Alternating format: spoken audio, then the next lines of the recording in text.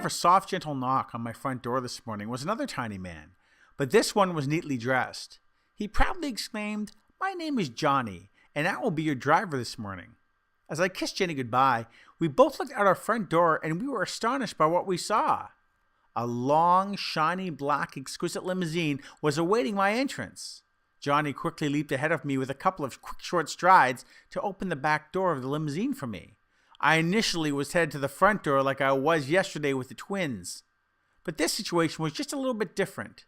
I glanced into the back seat area prior to my entry and saw plush, gray leathered seats reflecting the morning sunlight into my eyes.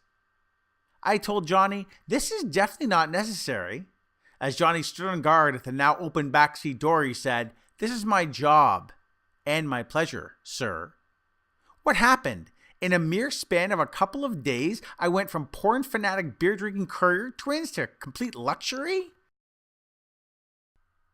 Sooner than I would have liked, this smooth limo pulled up to the front of the high school in the small blue-collar town of Orangeville, Ontario. Nobody has ever seen a high school teacher driven to school this way. I certainly hope not.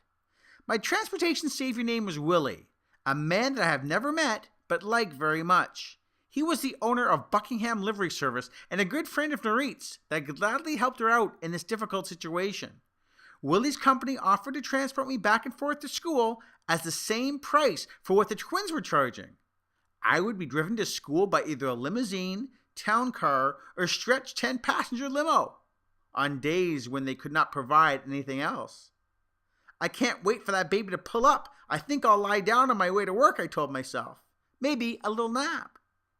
It was going to be a short time until someone with my degree of gratitude became embarrassed about my mode of transportation. At 54 years of age, Johnny lives with his mother, and that story will get a lot more attention as the drives continue.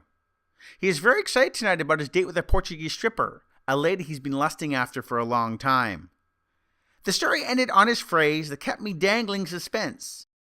"These fingers do more than the talking, and do the walking as well. I'll master her curves tonight."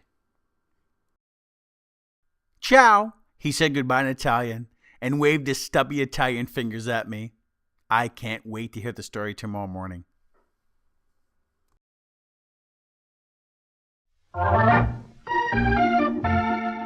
Join me next week for diary entry number 14. We're going to hear about Johnny's date and meet Jerry.